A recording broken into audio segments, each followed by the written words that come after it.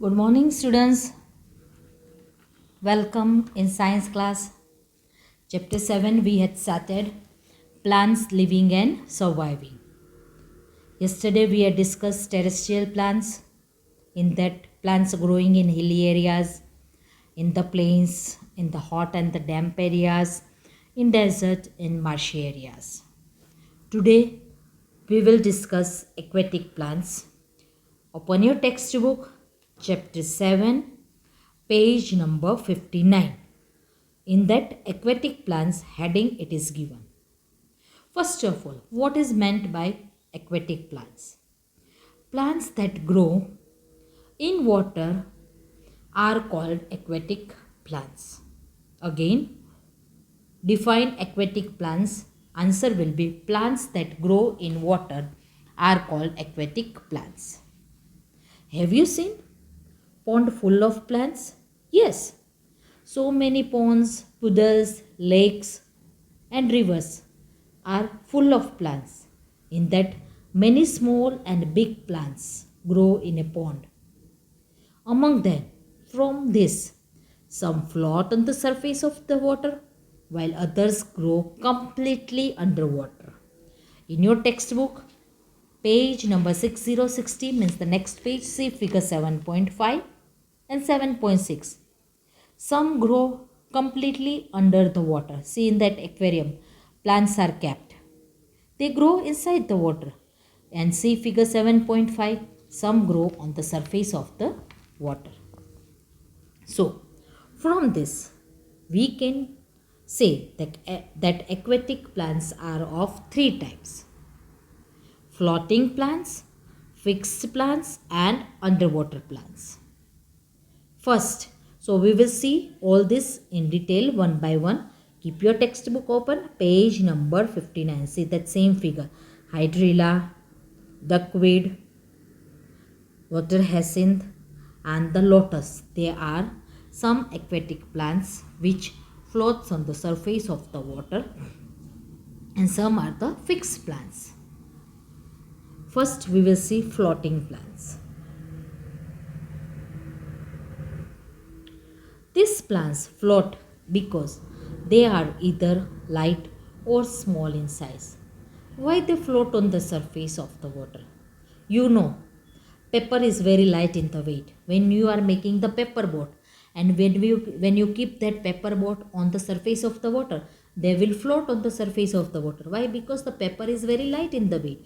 In that same way, some plants floats on the surface of the water because they are light or they are very small in size.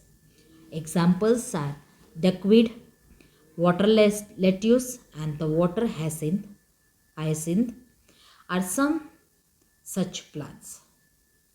These plants protect small water animals from the heat of the sun.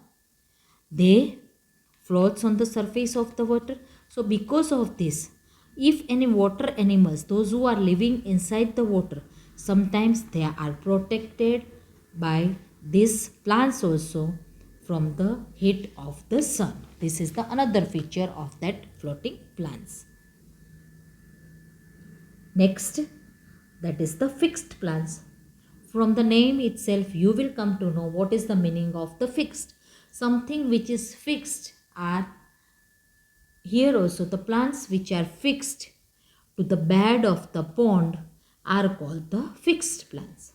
So some plants which are fixed to the bed of the pond, bed means जो उसका नीचे का level होता है, that is known as the bed of the pond. You must have seen plants like the lotus and the water lily. See the figure 7.5. Lotus figure it is given, water lily it is not given, but you might have seen that these two plants, they are the fixed plants.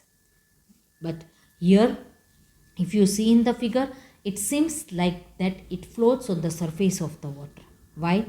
Because the lotus flower is beautiful. The stem of the lotus is hollow and light, which keeps the leaves and the flowers afloat. Again, The stem of the lotus is hollow. Hollow means they are having the space in that stem. So because of this, they become very light in the weight and they keeps the leaves and the flowers afloat. This is also used to make tasty dishes. In some part of the India, they use this flower and their leaves to make the tasty dishes. From that they are making different types of dishes. The leaves are broad and have stomata only on the upper side. Now again the word stomata came and you are quite well known with this word stomata. In that previous chapter, in that first semester, stomata are the small openings on the underside of the leaves. And through these small openings, exchange of the gases takes place. You know the meaning of the stomata. But here, the stomata are on the upper side of the leaves. These broad floating leaves provide the nesting place for some tiny birds. See the figure of lotus again. See, they are having so broad leaves. So because of these broad leaves of lotus, they provide, or some small animals, or some small birds, they come and they sit on this broad leaves of the lotus, so it becomes the nesting place for some tiny birds also. Next, underwater plants. Plants like tap grass and pondweed remain underwater. They grow inside the water only. These plants have long, ribbon-like, narrow leaves. See in that figure 7.6 of aquarium given, see. Here the tap grass, that given the figure of the tap grass in an aquarium. See 7.6. This whatever plants you are seeing in this aquarium, they are tap grass. Tap grass and the pondweed remain underwater. These plants have long ribbon-like narrow leaves. See in the figure, they are long and narrow leaves and ribbon shape. These leaves arise in clusters from the roots and have no stomata at all. Another feature of these underwater plants are of this tap grass. They arise. Arise means they come out in the form of clusters from the roots only, and they don't have the stomata. If the stomata are not present, then how do the exchange of the gases takes place? But they breathe through their body surface.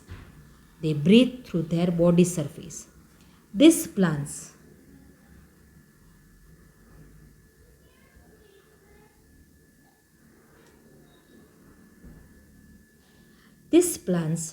clean the water by removing the carbon dioxide breathed out by aquatic animals. Moreover, the plants which you are keeping in that aquarium, they clean the water. Wow, that whatever carbon dioxide is removed by that aquatic animals like fish and turtles, they remove it, they absorb it, and they give out oxygen.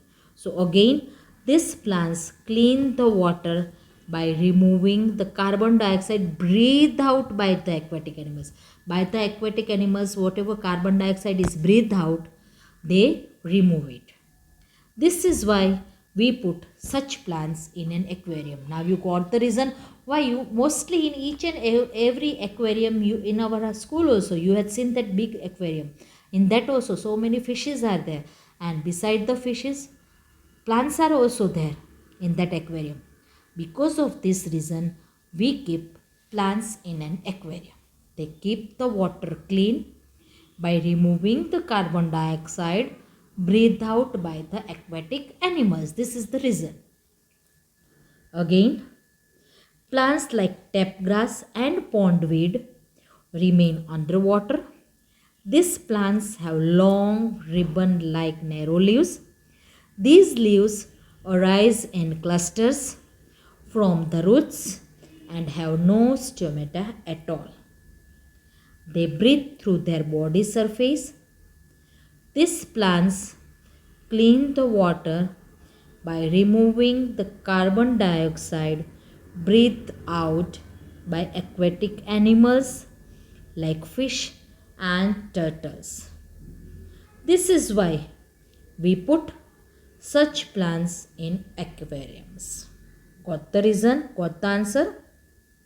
Now, under that oral questions box it is given. First one, cactus is a dash plant. So now I think you will be able to give the answer. Cactus is a desert plant. Figure 7.3. Under that figure only, that full line it is written, cactus is a desert plant. Second, in dash areas, the soil is clayey and sticky. Yes, in yesterday's video only, in marshy areas, the soil is sticky and clayey, that we had discussed. Third, duckweed and water lettuce are dash plants. See page 59, floating plants, heading C. In that second line you will get this answer. Duckweed, water lettuce are floating plants. So answer will be floating plants. So students, today we had discussed aquatic plants. In that, three types of the aquatic plants: floating plants, fixed plants and underwater plants. Try to remember all the examples carefully. Next video we will see plants of the grass family, some unusual plants and the rainforest. Thank you students and have a nice day.